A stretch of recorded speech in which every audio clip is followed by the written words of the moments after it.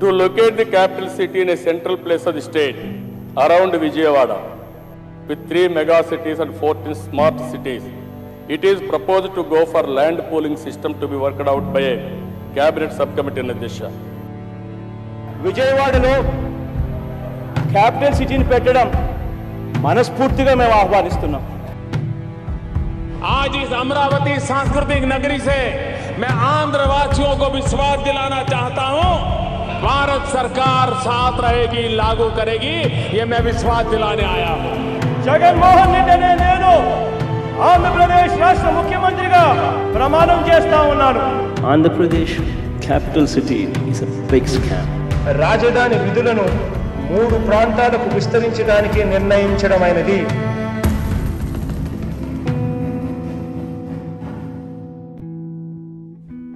ఆంధ్రప్రదేశ్ చరిత్రలో ఆంధ్రులెవ్వరూ మరువలేని రోజు. తెలుగు రాష్ట్రంలో సమైక్యాంధ్ర ఉద్యమం, ప్రత్యేక తెలంగాణ ఉద్యమాలు కొనసాగుతూ ఉండగా పార్లమెంటులో తెలంగాణ రాష్ట్రాన్ని ప్రకటించారు.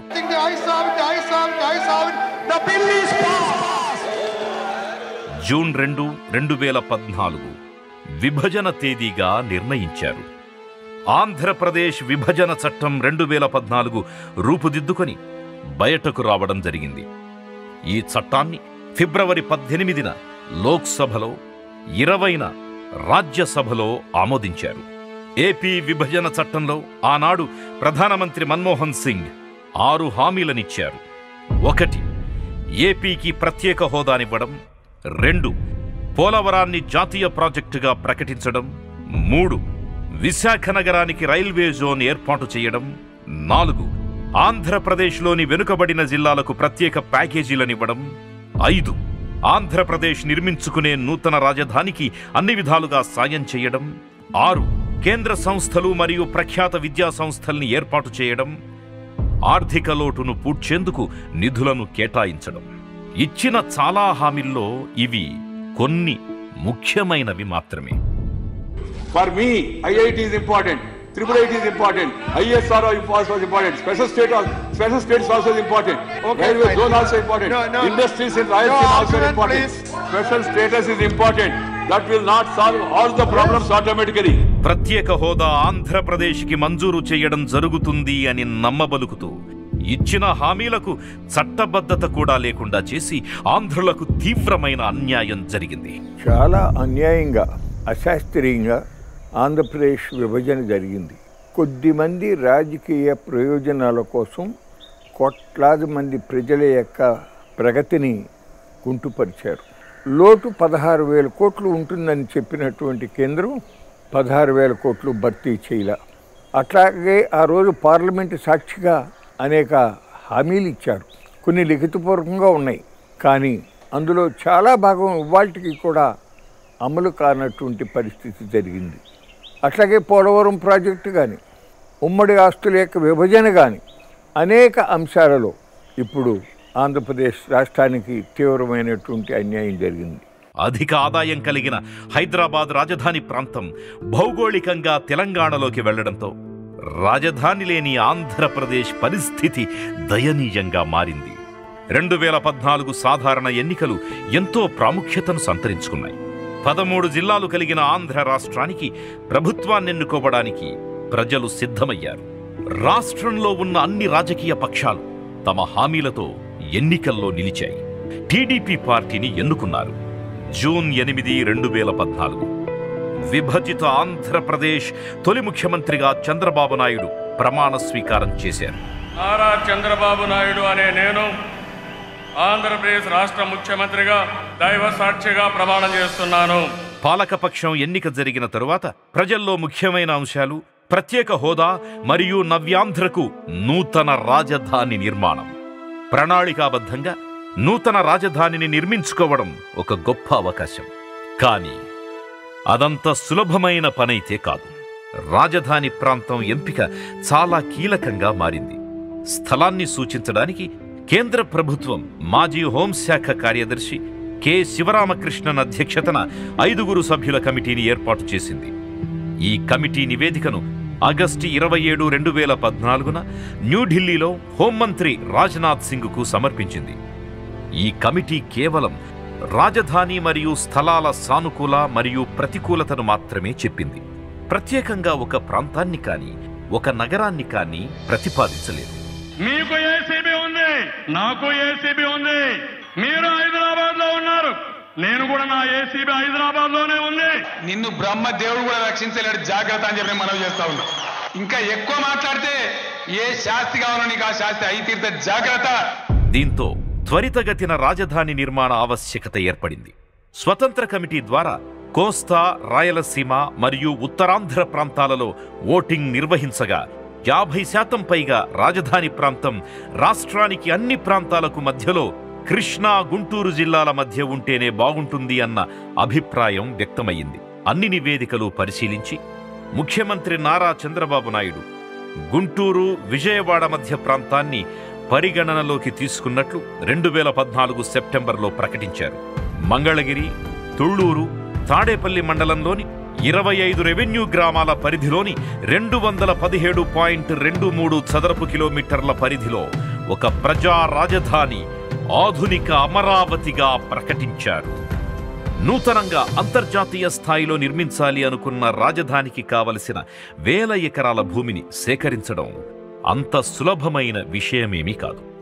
అమరావతి రాజధానికి దాదాపు 34,323 ఎకరాలు, 29,281 కుటుంబాలు ఈ యొక్క అమరావతి రాజధానికి భూములు ఇవ్వటం జరిగింది. రాజధాని నిర్మాణానికి భారతదేశంలోనే కాదు ప్రపంచంలోనే ఇటువంటి భూ సమీకరణ పథకం అనేది ఇంతవరకు రాలేదు ఇంత పెద్ద ఎత్తున. ఎక్కడన్నా రాయపూర్లో ఇటువంటి చోట కొన్ని చోట్ల జరిగినటువంటివి ఉండే కూడా అవి చాలా కొద్ది మొత్తంలో, కానీ ప్రపంచంలో కనీవినేటువంటి రీతిలో అమరావతి రాజధాని నిర్మాణానికి ప్రభుత్వ ఖజానా నుండి ఒక్క రూపాయి కూడా ఖర్చు కాకుండా దాదాపు 34,000 ఎకరాలని పైన ఈ రైతులందరూ కూడా ప్రభుత్వాన్ని నమ్మి, ప్రభుత్వం చెప్పినటువంటి మాటలు నమ్మి, దానితో పాటుగా తమ యొక్క ఆర్థిక లబ్ధితో పాటు ఈ రాష్ట్రానికి ప్రజలందరికీ కూడా ఒక అభివృద్ధి జరుగుతుంది, వారి జీవితాల్లో కూడా మెరుగవుతాయి, రాష్ట్రానికి రాజధాని అందించినటువంటి ఘనత ఉంటుంది అనేటువంటి త్యాగ నిరతితో దాదాపు కన్నతల్లి లాంటి 34,000 ఎకరాలని రాజధాని నిర్మాణానికి అందజేయటం జరిగింది. మేము ఇచ్చింది ఏదో ఒక రాజకీయ పార్టీకి కాదు, లేకపోతే అధికారంలో ఉన్న పార్టీకి కాదు, ఆంధ్రప్రదేశ్ ప్రభుత్వానికి భూములు ఇచ్చాం. దీని ద్వారా రెండు వైపులా అంటే ప్రభుత్వానికి మరియు భూమినిచ్చిన రైతులకు ప్రయోజనం ఉండేలా జరిగింది.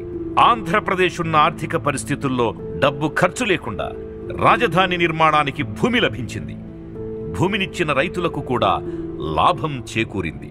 అమరావతిని రాజధానిగా ప్రకటిస్తూనే ప్రభుత్వం 14 స్మార్ట్ సిటీలను, 3 మెగా సిటీలను ప్రకటించి వికేంద్రీకృత అభివృద్ధి ప్రణాళికను సిద్ధం చేసినట్టుగా ప్రకటించింది. దీంతో శాసనసభలోని ప్రధాన ప్రతిపక్షంతో పాటు అన్ని రాజకీయ పార్టీలు అమరావతి రాజధానిగా ఏకగ్రీవంగా ఆమోదించాయి. విజయవాడలో క్యాపిటల్ సిటీని పెట్టడం మనస్ఫూర్తిగా మేము ఆహ్వానిస్తున్నాం. ఎస్ కారణం ఏమిటో తెలుసా అధ్యక్ష?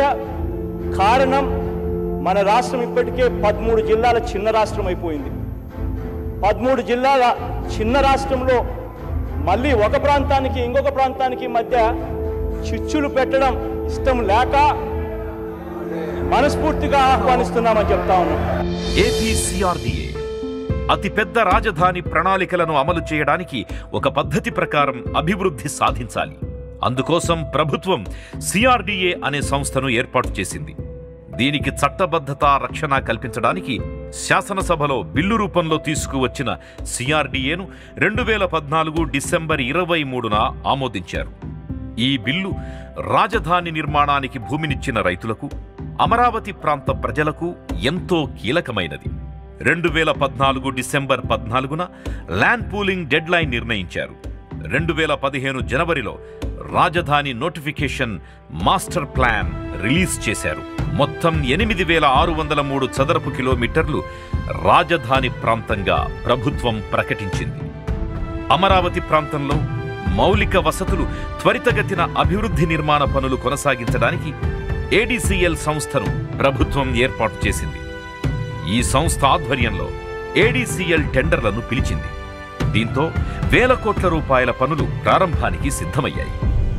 విభజన చట్టంలో చాలా స్పష్టంగా నవ్యాంధ్రప్రదేశ్ రాజధానిలో అవసరమైనటువంటి రాజధానికి ఎసెన్షియల్గా అవసరమైనటువంటి భవనాలు అంటే సెక్రటేరియటు, అసెంబ్లీ, హైకోర్టు, అట్లాగే ఉద్యోగస్తులకి భవనాలు, ఎమ్మెల్యేలకి భవనాలు, హైకోర్టు జడ్జీలు వాళ్ళందరికీ భవనాలు, వీటన్నిటికీ ఇన్ఫ్రాస్ట్రక్చర్ ఏదైతే ఉందో మౌలిక వసతులు అది కేంద్ర ప్రభుత్వం సమకూరుస్తుంది అని చెప్పి చాలా స్పష్టంగా పేర్కొన్నారు. ప్రతిమా రాష్ట్రాలు కొత్తగా ఏర్పడినాయి. వాజ్పేయి గారు ఉండగా జార్ఖండ్ ఏర్పడింది, అట్లాగే ఛత్తీస్గఢ్ ఏర్పడింది. కానీ ఆంధ్రప్రదేశ్, తెలంగాణ ఏర్పడిన పరిస్థితి ఇది వేరేది. ఇక్కడ సమైక్య ఆంధ్రప్రదేశ్ ఉద్యమం జరిగింది చాలా బలంగా మన ఆంధ్ర ప్రాంతంలో. అట్లాగే తెలంగాణ ప్రాంతంలో ప్రత్యేక తెలంగాణ కావాలని వాళ్ళు కోరారు. చివరికి పార్లమెంట్లో చేశారు. కాబట్టి అప్పటికే 16,000 కోట్ల రూపాయల లోటు ఉందని చెప్పి లెక్కగట్టినటువంటి పరిస్థితులలో నవ్యాంధ్రప్రదేశ్ కొత్త ప్రభుత్వానికి రాజధానికి కావాల్సినటువంటి ఇవి ఏర్పాటు చేసుకోవడానికి తలకు మించిన భారం అవుతుంది. కాబట్టి కేంద్ర ప్రభుత్వం మేమే సమకూరుస్తామని చెప్పి అందులో స్పష్టంగా రాశారు. అది రాజధాని నిర్మాణపు పనులకు కసరత్తు జరుగుతూ ఉండగా రాజకీయంగా రాజధాని ప్రాంతంలో జరిగిన కొనుగోలు అమ్మకాలపై అనేక ఆరోపణలొచ్చాయి. ఈ ఆరోపణల్లో ఇన్సైడ్ ట్రేడింగ్ అనేది ప్రధానమైనది. అసలు ఇన్సైడ్ ట్రేడింగ్ అంటే ఏమిటి? అమరావతి రాజధానిని 3 ముక్కలు చేయాలి అనే దుష్ట ఆలోచన చేస్తున్నటువంటి రాష్ట్ర ప్రభుత్వ పెద్దలు వివిధ వివాదాస్పదమైనటువంటి ఆరోపణలు కూడా చేశారు. వాటిలో ఒకటి ఇన్సైడర్ ట్రేడింగ్. ఆ పదమే సామాన్య ప్రజలకి కొత్త. షేర్ మార్కెట్లో వినియోగించేటువంటి ఆ పదాలని అమరావతి రాజధాని భూములకు వర్తింపజేసి ఆరోపణలు చేశారు. దానిపైన హైకోర్టు, సుప్రీంకోర్టు కూడా విస్పష్టమైనటువంటి తీర్పు వెలువరించాయి. అలాంటి వాటికి ఆస్కారమే లేదు, అది జరగలేదు అన్నటువంటి పద్ధతుల్లోనే 2015 అక్టోబర్ 22 అమరావతి శంకుస్థాపన. ఈ అపూర్వమైన ఘట్టానికి రాష్ట్రమంతా ఎదురు చూస్తున్న సమయం రానివచ్చింది. ప్రధానమంత్రి నరేంద్ర మోదీ గారి చేతుల మీదుగా రాజధానికి తొలి అడుగు పడింది. ప్రజల ఆశలకు అనుగుణంగా ఒక ప్రజా రాజధాని, వరల్డ్ క్లాస్ రాజధాని కట్టడానికి మనం ముందుకు పోతున్నాం. మనమందరం ఈ ప్లేస్లో అసెంబ్లీ అయ్యామంటే దానికి కారణం ఇక్కడుండే రైతాంగం. అసాధ్యం అనుకున్నటువంటి 33,000 ఎకరాలు భూమిని స్వచ్ఛందంగా రైతులు ఇచ్చారంటే ఆ రైతులందరికీ శిరస్సు వంచి పాదాభివందనం చేస్తున్నాను. అలాంటి స్ఫూర్తిని చూపించారు. आज इस अमरावती सांस्कृतिक नगरी से मैं आंध्रवासियों को विश्वास दिलाना चाहता हूं कि रीऑर्गेनाइजेशन एक्ट के अंदर जो भी बातें कही गई हैं उसको लेटर एंड स्पिरिट के साथ भारत सरकार साथ रहेगी, लागू करेगी, ये मैं विश्वास दिलाने आया हूं. రాజధాని నిర్మాణం వేగంగా కొనసాగడానికి తాత్కాలిక సచివాలయాన్ని నిర్మించాలని నిర్ణయం తీసుకుంది. ప్రభుత్వం పనులను అత్యంత వేగవంతం చేసింది. తుళ్లూరు మండలం వెలగపూడి గ్రామంలో 2016 ఫిబ్రవరి 17న శంకుస్థాపన చేసి కేవలం 7 నెలల్లో నవంబర్ 30 నాటికి సచివాలయం పూర్తి చేసి రికార్డు సృష్టించారు. అదేవిధంగా 192 రోజుల్లో శాసనసభ నిర్మాణం పూర్తి చేసి మరో రికార్డు సృష్టించారు. అమరావతిలో నిర్మించాలి అనుకున్న ప్రతి నిర్మాణం అత్యంత ఆధునిక టెక్నాలజీతో నిర్మించబడింది. అనేక గృహ సముదాయాలు మరియు టవర్లు నిర్మించడంలో షేర్వాల్ టెక్నాలజీని ఉపయోగించారు. నా పేరు బాలా. నేను ఇక్కడ ఏపీ జ్యుడిషియల్ కాంప్లెక్స్లో P&M డిపార్ట్మెంట్లో సూపర్వైజర్గా చేస్తూ ఉన్నాను. ఇక్కడ వర్క్ చాలా శరవేగంగా జరుగుతూ ఉంది. అనుకున్న సమయానికి కూడా అన్ని పనులు పూర్తవుతూ ఉన్నవి. ఇక్కడ వర్కర్లు కానీ, అధికారులు కానీ, నా పై అధికారులు కానీ అందరూ కూడా చాలా చొరవ తీసుకొని చాలా కష్టపడి పనిచేస్తూ ఉన్నారు. చూస్తూ ఉన్నారు, నైట్ కూడా పనులు జరుగుతూ ఉన్నవి. దాదాపుగా 3000 మంది కార్మికులు రాత్రి పగలు కష్టపడి ఈ పనులు చేస్తూ ఉన్నారు. ఇతర అధికారులు మన జ్యుడిషియల్ కాంప్లెక్స్ని అనుకున్న సమయానికి పూర్తి చేయడానికి కూడా చాలా వరకు తమ వంతు సాయంగా కృషి చేస్తూ ఉన్నారు. అనుకున్న సమయానికి పనులు మాత్రం పూర్తవుతాయి. భారీ భవనాలు మరియు సిఆర్డీఏ ఆఫీస్ నిర్మాణాలను ప్రీకాస్ట్ టెక్నాలజీని ఉపయోగించి నిర్మించారు. దీనివల్ల భవన నిర్మాణాలు అత్యంత తక్కువ సమయంలో పూర్తి చేయగలుగుతున్నారు. మరొక వైపు రాజధాని నిర్మాణాలపై అనేక ఆరోపణలొచ్చాయి. ఈ రాజధాని నిర్మాణ కార్యక్రమాలు ఎందుకు కొనసాగలేదు అని చూస్తే, ఏదైతే రైతులకి కొంతమందికి ఎక్కువ రావాలి అనేటువంటి భావన ఉంటుంది, లేకపోతే తమ భూమి విలువైనటువంటిదని భావన ఉంటుంది. అటువంటి రైతుల్ని ప్రేరేపించి వాళ్ళందరూ కూడా గ్రీన్ ట్రిబ్యునల్కి వెళ్ళేటట్లు చేసింది. అంటే వీళ్ళే కేసులు వేయించడం జరిగింది. అది దాదాపు ఒక 2 సంవత్సరాల పాటు గ్రీన్ ట్రిబ్యునల్లో ఉంది. వరల్డ్ బ్యాంకుకు కూడా కొన్ని లెటర్స్ రాయటం జరిగింది. ఏది ఇక్కడ భూములు ఏదో బలవంతంగా లాక్కున్నారనో లేకపోతే ఇంకోటి అన్నారు అనేది చేయటం జరిగింది. వాస్తవంగా అటువంటి ధోరణి లేదు. ఎవరైతే కొంతమంది రైతులకు తమ భూమి విలువైందే కాబట్టి ఆ రైతులు తమకు ఇవ్వటం ఇష్టం లేనప్పుడు దాన్ని కోర్టులో ఆశ్రయించడం తప్పులేదు. ఆ కోర్టుల్లో జాప్యం వలన ఇప్పటికే రాజధాని నిర్మాణం ఆగిపోయి చాలా ఇబ్బందులు పడతా ఉన్నాం. దీంతో ప్రభుత్వం రాజధాని డిజైన్ల పేరుతో సమయం గడపాల్సిన పరిస్థితి ఏర్పడింది. అమరావతి త్వరలోనే దేశంలోని ప్రధాన నగరాల్లో ఒకటిగా రూపుదిద్దుకోగలదు అన్న విశ్వాసం వల్ల జాతీయ సంస్థలెన్నో రాజధానిలో తమ కార్యాలయాల్ని స్థాపించడానికి ముందుకొచ్చాయి. 25 కేంద్ర ప్రభుత్వ సంస్థలకు అమరావతిలో స్థలాలివ్వడానికి చంద్రబాబు ప్రభుత్వం ఒప్పందాలను కుదుర్చుకుంది. ఒప్పందాలు కుదుర్చుకున్న సంస్థలు కొన్ని డబ్బులు చెల్లించి భూమి స్వాధీనం చేసుకుంటే మరికొన్ని నిర్మాణాలు కూడా మొదలుపెట్టాయి. ఎస్ఆర్ఎం యూనివర్సిటీ, విఐటి యూనివర్సిటీ వంటి సంస్థలు అమరావతిలో తమ కార్యకలాపాలు కూడా ప్రారంభించాయి. మరొక ప్రముఖ విద్యా సంస్థ అమృత విద్యాపీఠం నిర్మాణ పనులకు 2018 ఫిబ్రవరిలో శంకుస్థాపన చేసింది. 200 ఎకరాల్లో నిర్మాణ పనులు కొనసాగుతున్నాయి. దీంతో జాతీయ అంతర్జాతీయ స్థాయిలో నూతనంగా నిర్మాణమవుతున్న అమరావతి నగరంపై అందరి దృష్టి పడింది. ప్రతిపక్ష పార్టీలోని మంత్రులు, ఎమ్మెల్యేలు మేం అమరావతికి వ్యతిరేకం కాదని, అమరావతి రాజధానిగా ఉంటుంది అని ప్రకటించారు. 2019లో జరిగిన ఎన్నికల్లో అమరావతిలోని రైతులు, ప్రజలు తమ ప్రాంతంలో వైసీపీని గెలిపించారు. రాష్ట్ర వ్యాప్తంగా 151 సీట్లు గెలుచుకుని మే 30న ముఖ్యమంత్రిగా వైఎస్ జగన్మోహన్ రెడ్డి ప్రమాణ స్వీకారం చేశారు. వైఎస్ జగన్మోహన్ రెడ్డి అనే నేను ఆంధ్రప్రదేశ్ రాష్ట్ర ముఖ్యమంత్రిగా దైవ సాక్షిగా ప్రమాణం చేస్తున్నాను. ఆంధ్రప్రదేశ్లో పాలకపక్షం మారింది. రాజధాని అభివృద్ధి నిర్మాణపు పనులు ఎక్కడికక్కడ ఆగిపోయాయి. భూములిచ్చిన రైతులు కొంత ఆందోళన చెందినప్పటికీ ప్రభుత్వం మారడం వల్ల పనులు ప్రారంభమవడానికి మరికాస్త సమయం పడుతుందని భావించారు. నూతనంగా ఏర్పడ్డ ప్రభుత్వం జూన్ 24, 2019 సోమవారం ఒక సమావేశాన్ని నిర్వహిస్తున్నట్లు ప్రకటించింది. ఇదే హాల్లో నుంచి I'm giving instructions, I'm giving orders. This will be the last meeting here in this hall. రేపు ఎస్పీల మీటింగ్ అయిపోతుంది. ఎల్లుండికి వచ్చేసరికి first demolition will start from this building. దీంతో రైతులు రాజధాని నిర్మాణానికి ప్రభుత్వం అనుకూలంగా ఉందో ప్రతికూలంగా ఉందో తెలియక అయోమయానికి గురయ్యారు. ఆగస్టు 20, 2019 29 గ్రామాలలో రాజధాని పనులు చాలా వరకు జరిగాయి. అభివృద్ధిలో భాగంగా రోడ్లు, భారీ భవన సముదాయాలు, ప్రభుత్వ ప్రైవేటు నిర్మాణాలు జరిగాయి. ఇవన్నీ చూసిన రైతులు, ప్రజలు భవిష్యత్తుపై ఎన్నో ఆశలు పెట్టుకున్నారు. కానీ అనుకోని రాజకీయ పరిణామాలతో ఆందోళనకు గురయ్యారు. నా పేరు జే సుందరాయణ అండి. బార్బర్ షాప్ అండి.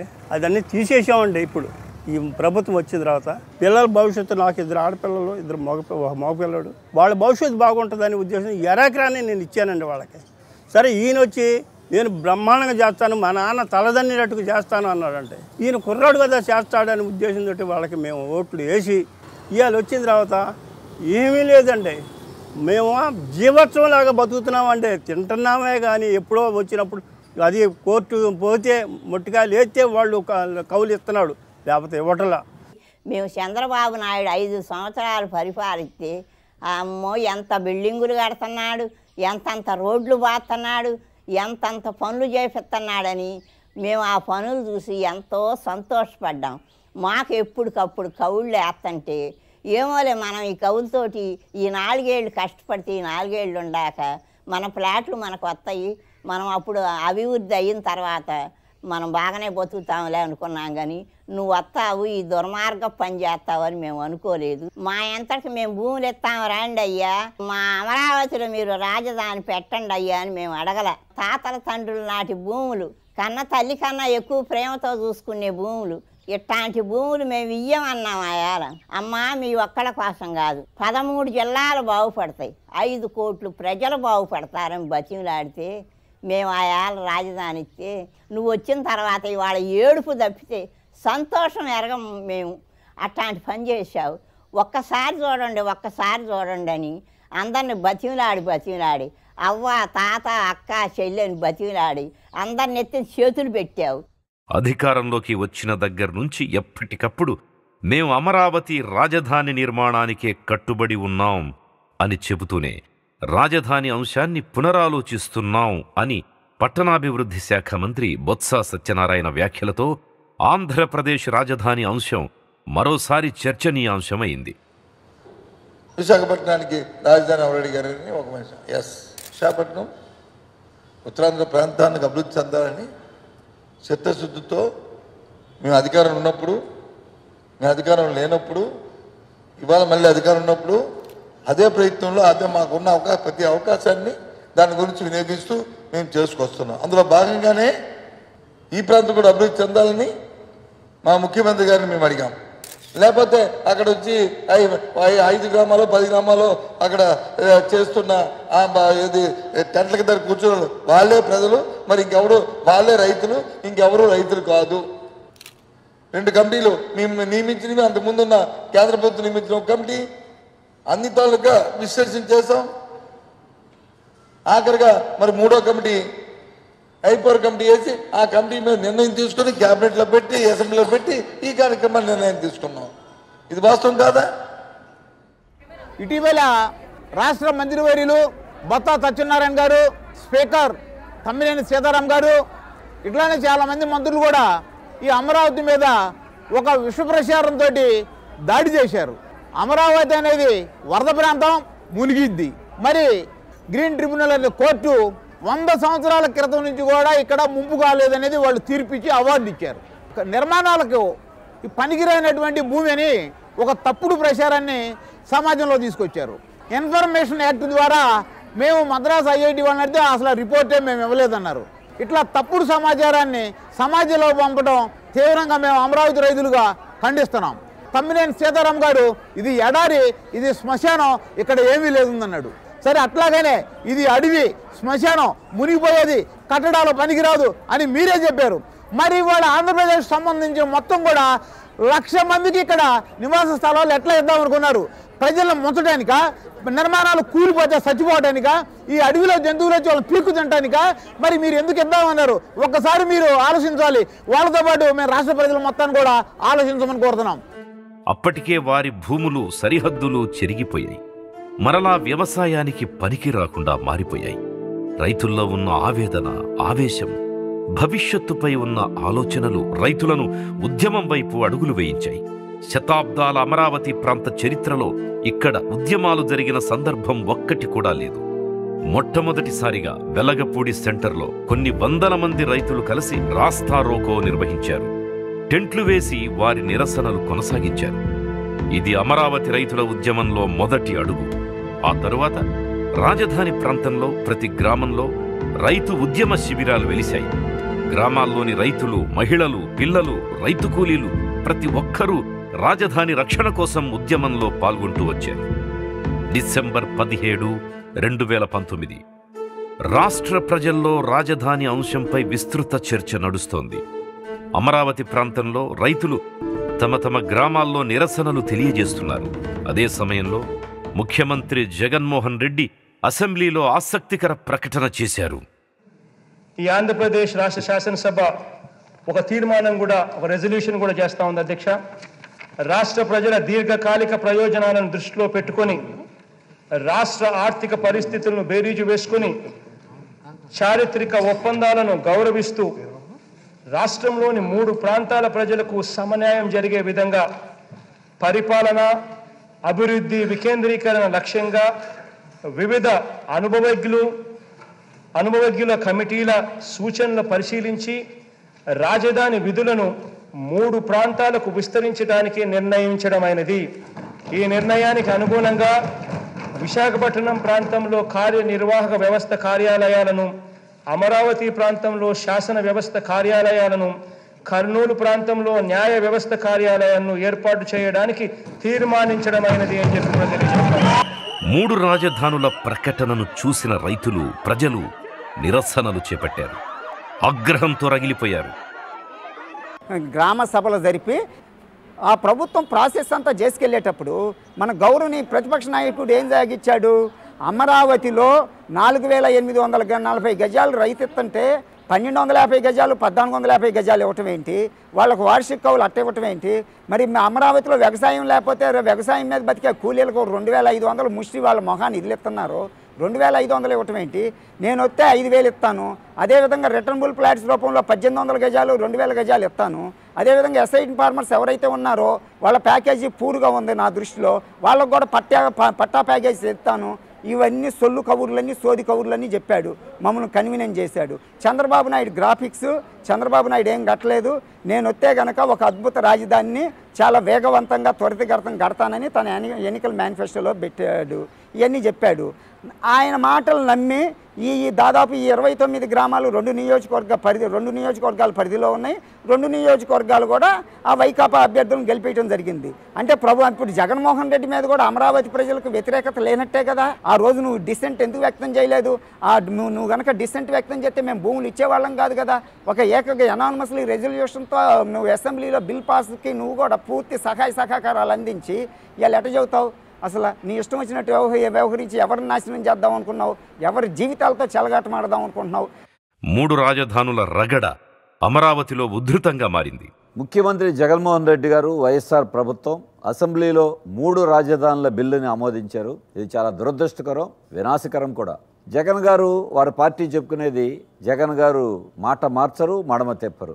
కానీ వాళ్ళు ఎందుకు 3 రాజధానులు బిల్లు పెట్టారు? నిజంగా మీకు ఇదే ఉద్దేశం ఉంటే ఎన్నికల ముందే మాట చెప్పొచ్చు కదా ప్రజలకి. ప్రజలు ఎలా తీర్పిచ్చేవాళ్ళు? ప్రజలు తీర్పును పడ్డప్పుడు మీరు ఏదైనా చేసుకోవచ్చు. గత అసెంబ్లీలో మీరు స్వయంగా ప్రతిపక్ష నాయకుడిగా ఉండి అన్ని విధాల అండదండలు ఇచ్చిన అసెంబ్లీ సాక్షిగా, ప్రజల సాక్షిగా ఎన్నికల ముందు మాట ఇచ్చి ఇవాళ 3 రాజధానుల చట్టం చేయటం ఏ రకంగా న్యాయం? ప్రజలను వంచడం కాదా ఇది?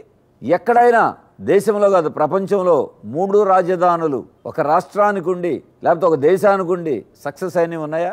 రాజధానుల విషయంలో మీరు వాళ్ళు వచ్చి 1 కాదు 3 అన్నారు. రేపు ఇంకో ప్రభుత్వం అధికారంలోకి వస్తుంది, ఓ 4 ఏళ్ల తర్వాత 5 ఏళ్ల తర్వాత వాళ్ళు వచ్చి 10 రాజధానులు అంటారు. ఇక్కడ మీరు నిర్ణయిస్తున్నారు, ఇంకొకళ్ళు వచ్చి ఇక్కడ కాదని ఇంకోటి నిర్ణయిస్తారు. అంటే రాష్ట్ర ప్రభుత్వం మారినప్పుడు, పార్టీ మారినప్పుడల్లా, ముఖ్యమంత్రి మారినప్పుడు రాజధానులు మారిపోతాయా? ఇది ఎక్కడైనా ఉందా? ఇంకొక వైపు ఏం చెప్తున్నారు? 1,00,000 కోట్లు డబ్బులు లేవు, ఇంత కట్టాలంటే కష్టపడ్డారు. ఒకదానికి కట్టాలంటే డబ్బు లేవు, 3 కట్టాలంటే డబ్బులు వస్తాయా? ఇది తెలుగుదేశం రాజధాని కాదు, వైసీపీ రాజధాని కాదు, ఇది ప్రజా రాజధాని. పార్టీలు మారుతాయి, ప్రభుత్వాలు మారుతాయి, ముఖ్యమంత్రులు మారచ్చు, కానీ రాజధాని కొనసాగాలి. ఆ రకమైన రీతిలో కాకుండా ఏకపక్షంగా మీరు తీసుకున్న నిర్ణయం భవిష్యత్తులో ప్రజల ప్రతిఘటన ఎదుర్కోక తప్పదు. న్యాయపరంగా కూడా మీరు భవిష్యత్తులో చిక్కులు ఎదుర్కోక తప్పదు అనేది గమనించాలి. 3 రాజధానుల రగడ అమరావతిలో ఉధృతంగా మారింది. అదే సమయంలో అనేక కారణాలు చెబుతూ ప్రభుత్వం 144వ సెక్షన్ అని గ్రామాల్లో నిర్బంధాన్ని విధిస్తూ కర్ఫ్యూ వాతావరణాన్ని సృష్టించింది.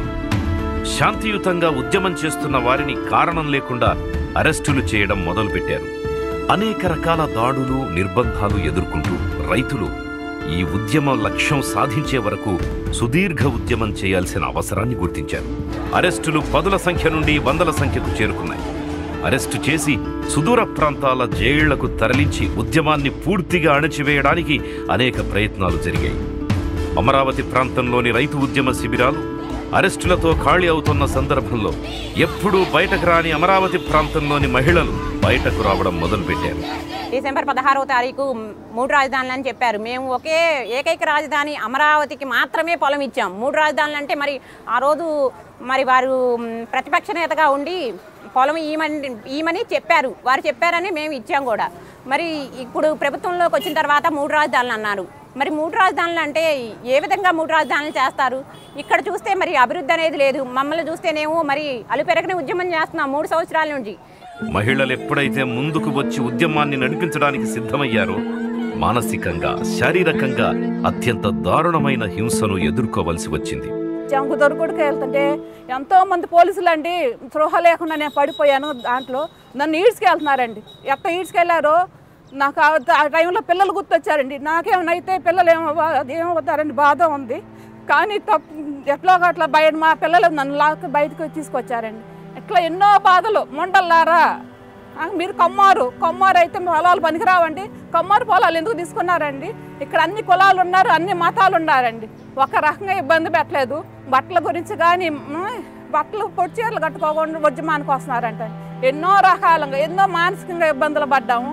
తరతరాల నుంచి వచ్చిన పొలాలని కాదని గవర్నమెంట్ కానీ ఇచ్చాము. ఎందుకంటే డెవలప్ అయ్యిద్దని ఎక్కడో ఎంతోమంది వచ్చి మన రాజధానిలో పనులు చేసుకొని వాళ్ళ పిల్లల్ని పోషించుకుంటారని ఇచ్చాము. ఇప్పుడు మా పిల్లలకే ఏ జీవనాధారం లేకుండా అయిపోయి మా పిల్లలు దూరంకి వెళ్ళి వాళ్ళు జీవించాల్సి వస్తుంది. అయినా అరెస్టులు ఆగలేదు. మహిళలతో పాటు చిన్న పిల్లలను కూడా అరెస్ట్ చేశారు. రాజధాని భూముల్ని ఒకే సామాజిక వర్గానికి ఆపాదించి మొత్తం కమ్మవారికి సంబంధించిన భూములని ఇది అమరావతి కాదు కమ్మరావతి అని క్రమం తప్పకుండా ప్రచారం చేసి రైతుల ఉద్యమాన్ని నీరుగార్చే ప్రయత్నాలు జరిగాయి. అమరావతి రాజధానిని కమ్మరావతి అని ఒక ముద్ర వేసి అమరావతిలో ఉన్న దళితులను ఆర్థికంగా అణగదొక్కే కుట్ర జరుగుతుందని చెప్పి నేనైతే ఒక దళిత మహిళగా అమరావతికి రాజధానికి భూమి ఇచ్చిన రైతుగా నేను ఆరోపిస్తున్నాను. దానికి కారణాలు కూడా నేను చెప్తాను. ఎందుకంటే అమరావతి రాజధాని అనే 29 గ్రామాలు ఉన్నది తాడికొండ నియోజకవర్గం. అంటే తాడికొండ నియోజకవర్గం ఎస్సీ రిజర్వ్ నియోజకవర్గం. అంటే తాడికొండ నియోజకవర్గంలో మోర్ దాన్ 60% పీపుల్ దళితులు ఉన్నారు. అలాంటి దళితులు ఎస్సీ ఎస్టీ బీసీ మైనారిటీస్ ఎక్కువగా ఉన్నటువంటి ఈ ఏరియాలో రాజధాని పెట్టడాన్ని నిజానికి మేము గత గవర్నమెంట్ హయాంలో రాజధాని ప్రకటించినప్పుడు చాలా సంతోషించాము. ఎందుకంటే చుట్టూ 4 నియోజకవర్గాలు కూడా దళితులవే. ఇక్కడ అమరావతి రాజధాని గనక అభివృద్ధి జరిగితే చుట్టూ ఉన్న 4 నియోజకవర్గాల్లో ఉన్న దళితులు కూడా ఆర్థికంగా బలపడతారు. మా దళితుల త్యాగాలకు గుర్తుగా ఇక్కడ అమరావతిలోనే నేలపాడు శాఖమూరు దగ్గరలో స్మృతి వనం అని చెప్పి అంబేద్కర్ స్మృతి వనం అని చెప్పి ఒక 20 ఎకరాలలో 100 కోట్లతో 125 అడుగుల ఎత్తులో మా దళిత దేవుడైనటువంటి అంబేద్కర్ గారిని అక్కడ ప్రతిష్ఠించాలని చెప్పి అక్కడ ప్లేస్ని కూడా అరేంజ్ చేసి నిధులు కేటాయిస్తే మీరు చేంజ్ చేశారు. మా దళిత దేవుడిని మా ప్రాంతంలో ఉండకుండా అంబేద్కర్ గారి జ్ఞాపకాలు అనేవి ఇక్కడ ఉండకూడదని చెప్పి మీరు తీసేశారు. దీన్ని మేము దళితులందరూ కూడా తీవ్రంగా ఖండిస్తున్నాము. రాజధాని అమరావతిలో 80% మంది ఎస్సీ ఎస్టీ బీసీ మైనారిటీ వర్గాలమైనటువంటి మేమందరం కూడా ఇక్కడ ఉన్నాం. రాజధాని అమరావతికి భూములు ఇచ్చినటువంటి రైతన్నలలో ఎక్కువ శాతం అసైన్ రైతులమైనటువంటి మేము కూడా ఉన్నాం. ఇక్కడ రాజధాని అమరావతిలో అసైన్ రైతులకు ఏదో అన్యాయం జరిగింది అంటున్నారు. కానీ ఇక్కడ మాకు జరిగింది న్యాయం అండి. ఇక్కడ మాకు జరిగింది న్యాయం. భారతదేశ చరిత్రలో ఎక్కడ కూడా అసైన్డ్ భూములను ప్రభుత్వానికి అవసరమైతే ఉచితంగా తీసుకున్నారు. కానీ మా భూముల్ని రాజధాని అమరావతికి ఉచితంగా తీసుకోవాలా. మాకు ప్యాకేజీ ఇచ్చారు. ప్యాకేజీతో పాటు రిజిస్ట్రేషన్ అవకాశం ఇచ్చారు. ఇది చాలా గొప్ప విషయం అండి. మా భూములు ఇప్పటివరకు రిజిస్ట్రేషన్ లేవు. అలాంటిది చంద్రబాబు నాయుడు గారు రిజిస్ట్రేషన్ అవకాశం కల్పించారు. అది మాకు ఒక వరంలాగే మేము చెప్పుకోవాలి. గత ప్రభుత్వంలో ఇక్కడ సుమారు 40,000 మంది కార్మికులు ఇక్కడ రాజధాని అమరావతి పనులు చేపట్టి పనులు చేస్తూ ఉన్నారు. ఆ పనులు చేసేటప్పుడు ఇక్కడ ఉన్నటువంటి రైతు కూలీలు మేమందరం కూడా ఏం చేసామంటే చిన్న చిన్న వ్యాపారాలు చేసుకున్నాం. అలా మా జీవన భృతి చాలా బాగుంది. అలాగే ఈ కంపెనీలలో మగవాళ్ళందరూ కూడా సెక్యూరిటీ గార్డులుగా పనికెళ్ళారు. జీవన ఉపాధి బాగుంది. ఎప్పుడైతే జగన్మోహన్ రెడ్డి ప్రభుత్వం ప్రమాణ స్వీకారం చేశాడో అప్పుడు నుండి మా దళితుల జీవితాలు నాశనమయ్యాయి. రావటంతోనే దళితులకు జీవనోపాధి అయినటువంటి ఇసుకను లేకుండా చేశాడు. రాజధాని ప్రాంత అభివృద్ధి సంస్థ ఏపీసీఆర్డీఏ పరిధిలోకి గుంటూరు జిల్లాలోని 10, కృష్ణా జిల్లాలోని 12 మొత్తం 22 నియోజకవర్గాలను తీసుకొచ్చారు. రాజధాని నిర్మాణం కోసం, రాష్ట్ర ప్రజల భవిష్యత్తు కోసం 29,000 రైతు కుటుంబాలు 34,200 ఎకరాలు భూమిని ఇవ్వటం జరిగింది. కానీ ఈ ప్రభుత్వం కులాలకి, మతాలకి, వర్గాలకి అతీతంగా మేమందరం కూడా ఇచ్చాం. దీంట్లో అందరూ కూడా సన్నకారు, చిన్నకారు రైతులే. మేము ఇచ్చినటువంటి భూమిలో 20,490 మంది ఎకరం కంటే లోపు ఉన్నటువంటి సన్నకారు, చిన్నకారు రైతులు. అదేవిధంగా 5,227 మంది 2 ఎకరాల కంటే లోపు ఉన్నటువంటి సన్నకారు రైతులు. అదేవిధంగా 3,227 మంది 5 ఎకరాల కంటే లోపు ఉండవాళ్ళు. మరి ఈ మొత్తంగా 5 ఎకరాల లోపు ఉన్నటువంటి రైతులను చూసుకుంటే 29,000 మందిలో 28,000 మంది 5 ఎకరాల లోపు సన్నకారు, చిన్నకారు రైతులు. 25,700 మంది 2 ఎకరాల కంటే లోపు ఉన్నటువంటి సన్నకారు, చిన్నకారు రైతులు. ఈ ప్రభుత్వం చెబుతుంది ఇక్కడ ఒకే కులం, ఒకే మతం, ఒకే పార్టీ అని చెబుతుంది. వాస్తవం కాదు. రాజధాని నిర్మాణానికి ఇచ్చినటువంటి భూముల్లో 32% మంది ఎస్సీలు ఉన్నారు. అదేవిధంగా 18% మాత్రమే ఇక్కడ కమ్మవారు ఉన్నారు. 23% మంది రెడ్డి సామాజిక వర్గం వాళ్ళు ఉన్నారు. అదేవిధంగా 14% మంది బీసీ సామాజిక వర్గం వాళ్ళు ఉన్నారు. 9% మంది తెలగ కులానికి చెందినటువంటి వారు 9% మంది ఉన్నారు. మైనార్టీలు కానీ ఇతరులు కానీ 4% మంది ఉన్నారు. అంటే ఈ రాజధాని సన్నకారు, చిన్నకారు, బడుగు బలహీన వర్గాల రాజధాని అని ఈ గణాంకాలను బట్టి క్లియర్గా అర్థమైపోతుంది. ఈ ప్రభుత్వం ఇప్పటికైనా సరే ఇటువంటి దుష్ప్రచారం మానుకోవాలని మేమందరం కూడా కోరుకుంటున్నాం. అమరావతిలో మొత్తం 2.1 కోట్ల చదరపడుగుల నిర్మాణాల్ని చేపట్టడమే కాకుండా అందులో 40 లక్షల చదరపడుగులకు పైగా నిర్మాణాన్ని 3 ఏళ్ల కాలంలో అప్పటి ప్రభుత్వం పూర్తి చేసింది. అతి తక్కువ కాలంలో చాలా నిర్మాణాలు చివరి ఘట్టానికి చేరుకున్నాయి. అభివృద్ధి చేసిన తరువాత మిగులు భూముల నుంచి ఆదాయాన్ని సమకూర్చుకునే విధంగా రాజధాని నిర్మాణం రూపొందించబడింది. ఒక సెల్ఫ్ ఫైనాన్స్ క్యాపిటల్ అన్నమాట. కానీ అప్పటికే రైతులు ప్రభుత్వం నుంచి అందవలసిన కౌలు సమయానికి అందని పరిస్థితుల్లో ఉన్నారు. న్యాయ పోరాటానికి కౌలు డబ్బుల్లో కొంత భాగాన్ని అందులో కలిపి ఖర్చు చేయాలని నిర్ణయించుకొని తమ పోరాటాన్ని కొనసాగించారు. అమరావతి నగరాన్ని 54,000 ఎకరాలలో ప్లాన్ చేసిన తర్వాత అప్పటి ప్రభుత్వం ఓడిపోవడంతో కొత్త ప్రభుత్వం అధికారంలోకి వచ్చి ఈ రాజధానిని ఇక్కడి నుంచి తీసేయాలనేటువంటి ప్రయత్నం చేస్తూ దానికి ఎటువంటి మార్గాన్ని ఎంచుకుంటే బాగుంటుంది అని దాన్ని చట్ట రూపంలో చట్టం తీసుకొచ్చి చట్టం ద్వారా రాజధానిని ఇక్కడి నుంచి తరలించాలి. ఆ తరలించడానికి అన్ని ప్రాంతాల అభివృద్ధి వికేంద్రీకరణ అనేటువంటి ఒక మిష తొడిగి ఒక చట్టాన్ని చేయడం జరిగింది.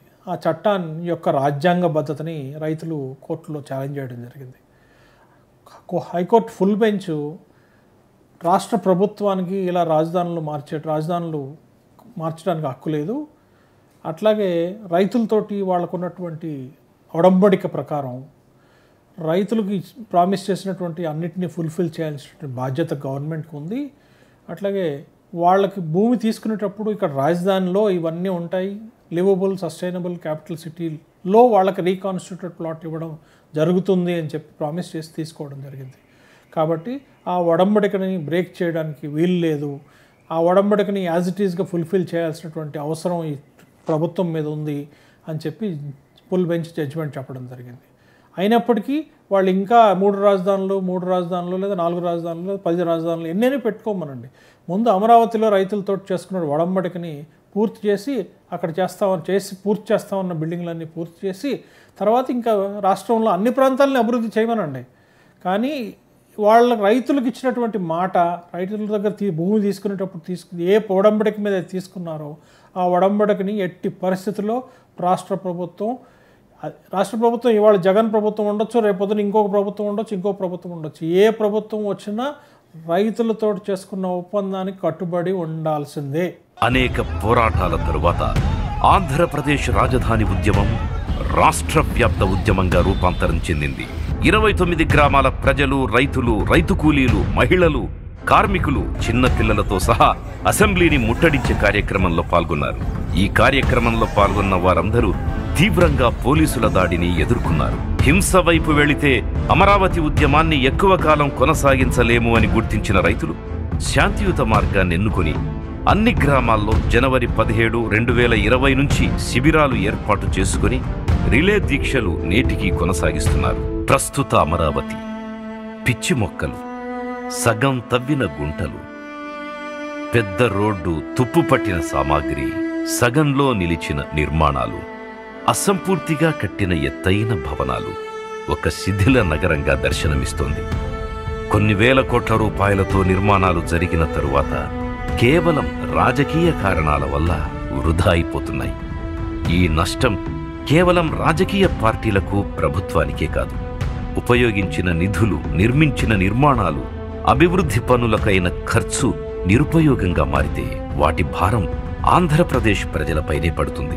2 సంవత్సరాలు దాటిన అమరావతి ఉద్యమం నేటికీ కొనసాగుతూనే ఉంది. వైసీపీ ప్రభుత్వంలోని మంత్రులు, ఎమ్మెల్యేలు నిత్యం వికేంద్రీకరణ అనే అంశాన్ని ప్రస్తావిస్తూ 3 రాజధానుల వాదాన్ని కొనసాగిస్తూనే ఉన్నారు.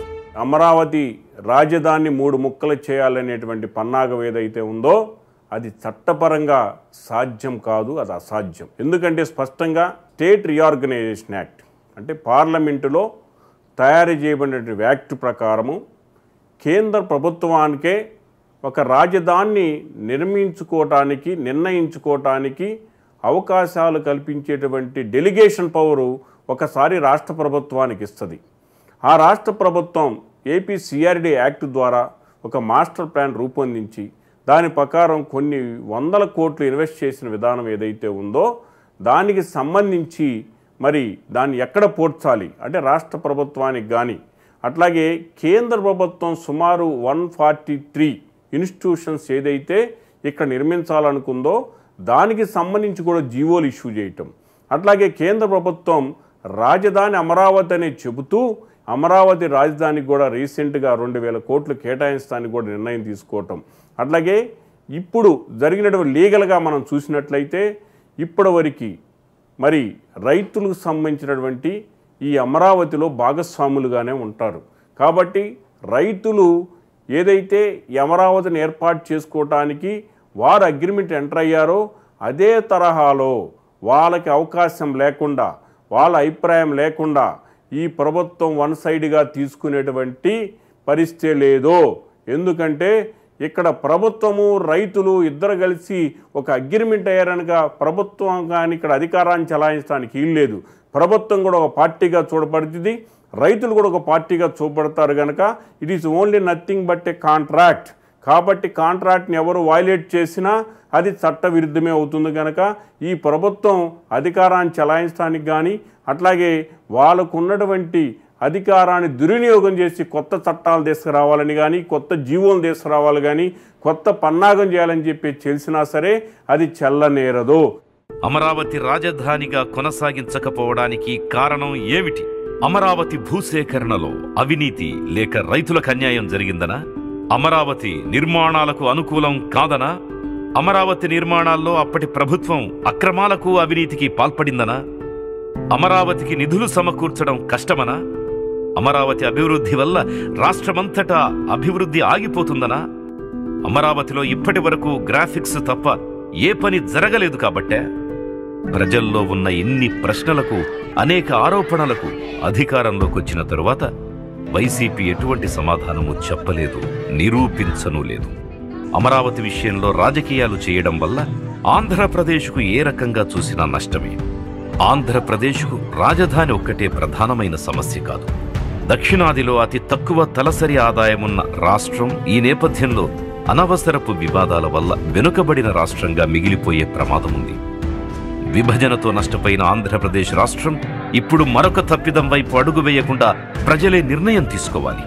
రాజధాని నిర్మాణంలో ముందుకొచ్చి తమ భూములు ప్రభుత్వానికి ఇచ్చిన రైతులు భవిష్యత్ తరాలు ఆర్థికంగా జరిగే నష్టాలను ఎదుర్కోవడానికి శాంతియుత మార్గంలో ప్రజలతో కలిసి ఉద్యమ మార్గాన్ని ఎంచుకున్నారు.